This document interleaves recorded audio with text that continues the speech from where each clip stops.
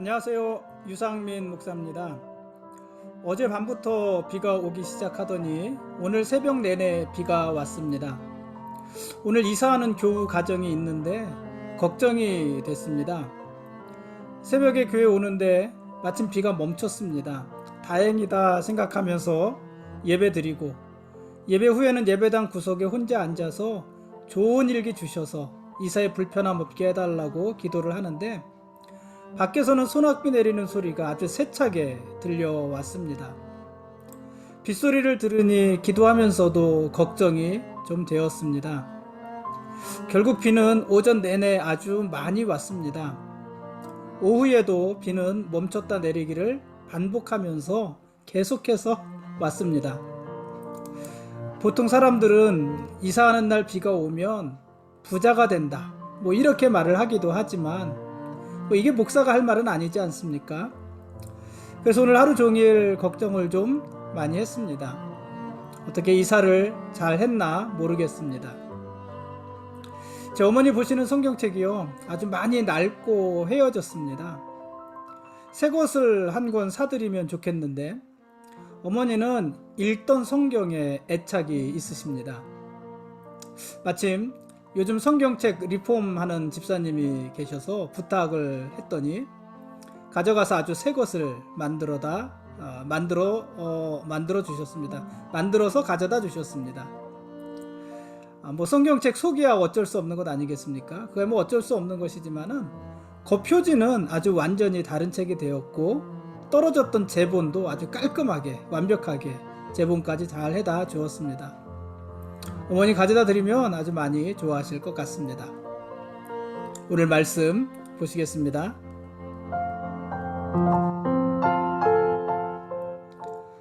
오늘 읽을 말씀은 에스더서 1장부터 5장까지 말씀입니다.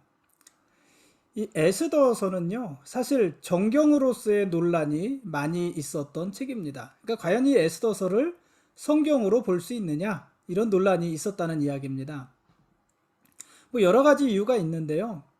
이 에스더서에는 하나님에 대한 언급이 전혀 없습니다. 하나님의 이름이 사용되지 않았다는 이야기입니다. 하나님의 말씀인데 하나님의 이름이 사용되지 않았으니 문제가 있다고 볼 수 있지 않겠습니까? 뿐만 아니라 율법, 언약, 제사, 기도, 이렇게 성경에서 흔히 사용되어지는 이런 표현들, 이런 용어들도 사용되지 않았습니다. 게다가 이 에스더서는 유대주의적이고 이방인들에 대한 편견이 가득하다는 그런 평가도 있습니다.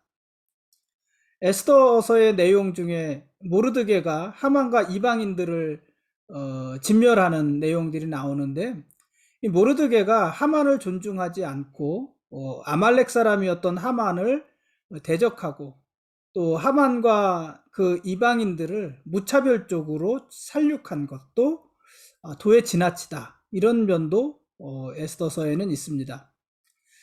그래서 마틴 루터 같은 사람은 에스더서에 대한 거부감을 아주 공개적으로 드러내기도 했습니다.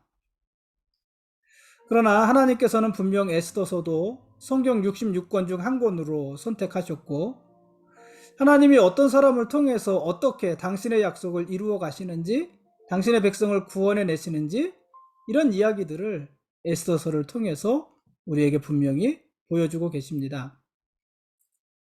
에스더서는요, 저자도 알 수 없습니다. 에스더가 저자일 것이다, 모르드게가 저자일 것이다, 이런 추측들은 있지만은 증거는 없습니다. 그래서 에스더서는 저자도 분명히 알 수 없고요. 그 배경은 페르시아의 아하수에로 왕 때를 배경으로 합니다. 이 아하수에로는요, 히브리식 이름이에요. 히브리식 이름인데 헬라 이름으로 바꿔서 부르면은 크세르크세스입니다. 사실 역사에서는 이 크세르크세스라는 이름이 아주 유명합니다. 이 크세르크세스는 페르시아 3번의 전쟁을 일으킨 사람인데, 그 전쟁에 대해서는 나중에 한번 이야기를 할 수 있으면 좋겠지만은 그 유명한 전쟁들, 우리가 잘 알고 있는 그 전쟁들을 주도했던 사람이기도 합니다. 크세르크세스, 그러니까 이 아하수에로는요, 인도에서부터 아프리카의 이집트 남쪽에 있는 구스라는 지역까지. 그러니까 지금 인도에서 이집트까지면 얼마나 넓은 지역이에요. 아시아에서 아프리카를 아우르는 지역이잖아요. 그 넓은 지역에 무려 127지방을 다스리던 큰 나라의 왕이었습니다. 페르시아라는 나라 자체가 그렇게 큰 나라였습니다. 제국이었습니다. 앞에서 말했지만 이 에스더서는 아하수에로 왕이 다스리던 때 페르시아라는 그 유배지에서 일어난 유대인들의 생존에 관한 이야기를 기록한 책입니다. 그곳에서 유대인들은 이름까지 바꾸면서 정체성을 감추고 하나님의 이름을 부르지도 못하면서 살았습니다. 고국 땅에서는 당연했던 예배가 없는, 성전이 없는 그런 낯선 곳에서 신앙의 위기를 맞고 또 생명의 위협도 받았습니다. 그러나 에스더서는 포로 신서로 살아가는 그 유다인들을 향해서 하나님이 여전히 우리를 구원하실 수 있는가? 이런 오래된 질문에 대한 답을 주십니다. 하나님이 과연 지금도 우리를 구원하실 수 있는가?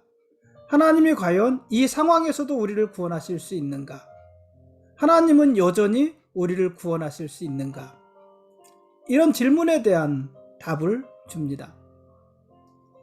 하나님은 가장 적대적인 상황에서도 끊임없이 자기 백성을 위해서 자신의 목적을 이루어 가시는 분이십니다. 하나님이 그렇게 이스라엘, 자기 백성을 구원해 내신다는 이야기입니다. 이런 사실을 인정하는 것이 사실 소망의 시작이라고 할 수 있는 것 아니겠습니까? 오늘 읽을 말씀의 내용을 조금 더 보면은요, 아하수에로가 왕위에 오른 지 3년째 되는 해에 성대한 잔치를 베풀었습니다. 아마 이 아하수에로는요, 자신이 다스리는 왕국의 위엄을 과시하고 싶었던 것 같습니다. 또 역사가들에 의하면은 이때 아하수에로 크세르크세스가 베푼 이 잔치는 페르시아 전쟁을 시작하기 전에, 전쟁 직전에 벌인 잔치다, 이런 이야기들도 있습니다. 어쨌든 큰 잔치, 아주 성대한 잔치를 베풀었고요. 그 잔치에서 술에 취한 이 왕은 잔치 도중에 왕후를 단장해서 자기 앞에 데려오게 합니다. 그러나 왕후 와스디가 이런 왕의 요구를 거절하지요.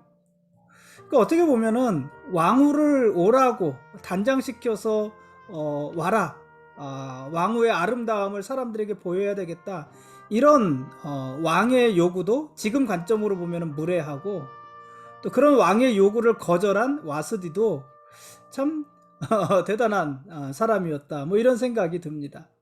어쨌든 이 와스디 왕후는 왕의 요구를 거절했고, 그 일로 인해서 왕후의 자리에서 폐위가 됩니다. 쫓겨납니다. 그리고 그 자리를 유다인인 에스더가 차지하게 되는 것입니다. 에스더가 새로운 왕후가 되었습니다. 에스더는 왕후가 된 후에도요, 자기가 유다인이라는 사실을 밝히지 않았습니다. 한편 모르드게라는 사람이 있는데, 이 모르드게는 에스더의 사촌 오빠예요. 그런데 나이차가 있고 에스더를 딸처럼 여기며 가르쳤던 그런 사람입니다. 이 모르드게가 대궐문에서 왕을 살해하려는 음모, 두 내시의 음모를 듣게 되고, 에스더를 통해서 그 사실을 왕에게 고해서 왕의 목숨을 살려줍니다. 이 일이 궁중일기에도 기록이 되는데요, 이것이 별개의 사건인 것 같지만 나중에 이스라엘을 구해내는, 하나님이 이스라엘을 높이시고 이스라엘을 대적하는 자들을 낮추시는 그 모습을 보여주는 그런 계기가 되기도 합니다. 어쨌든 모르드게가 왕의 생명을 살려주는 일도 있었습니다. 그러는 중에 아하수에로 왕은요, 아말렉 사람인 하만을 중용했습니다.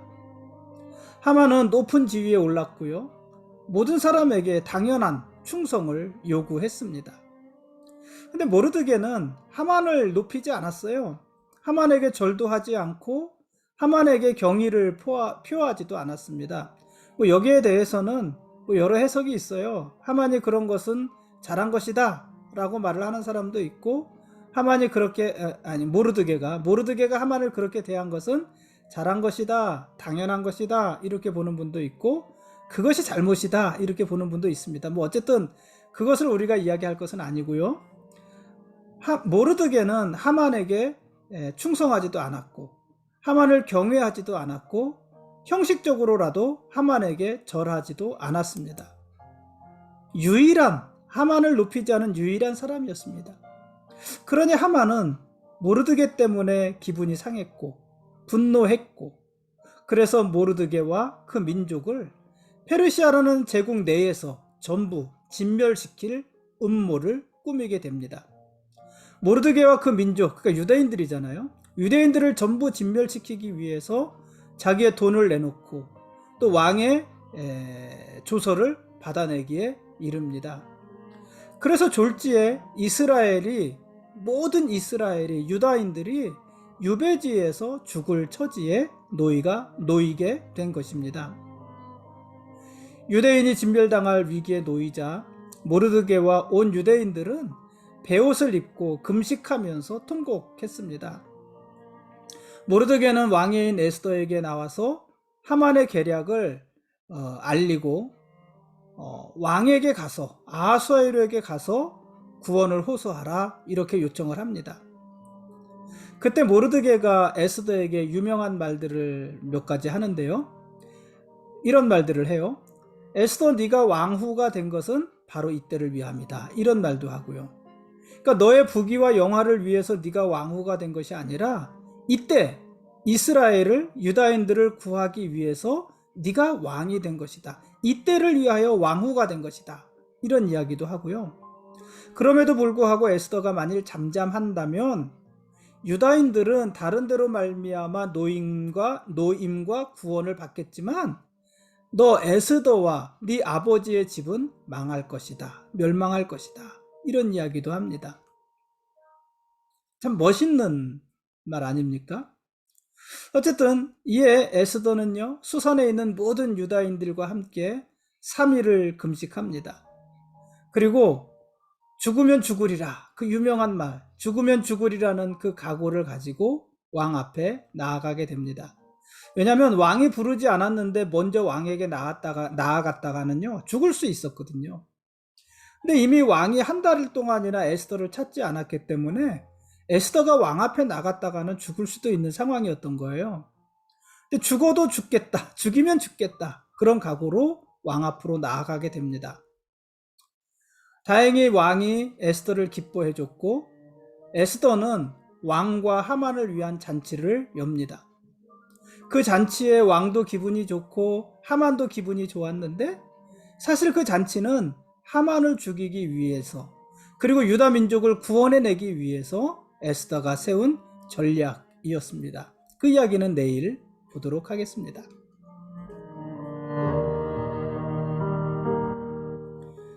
지금까지 에스더 1장부터 5장까지 말씀에 대한 길라잡이였습니다. 내일 읽을 말씀은 에스더서 6장부터 10장까지 마지막 장까지 말씀입니다.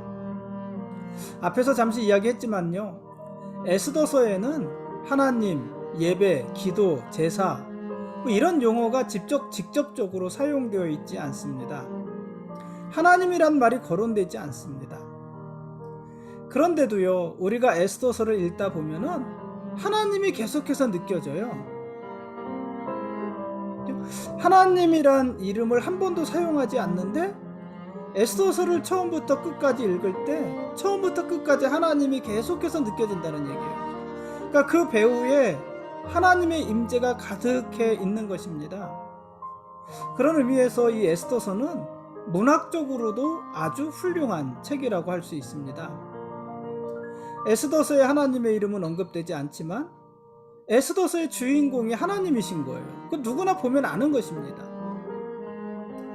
에스더서에서 페르시아와 유다인들의 역사를 이끌어 가시는 분은 하나님이십니다. 이름도 나오지 않는데 하나님이 그 역사를 이끌어 가십니다. 아하수에로의 왕후였던 와스디가 폐위가 된 것도, 유다인이었던 에스더가 왕후가 된 것도, 왕을 죽이려던 음모를 모르드게가 알게 되어서 왕의 생명을 살린 것도, 하만이 유대인을 진멸시키기 위해서 온갖 모략을 꾸미는 것도, 그 모든 배후에 하나님이 계십니다.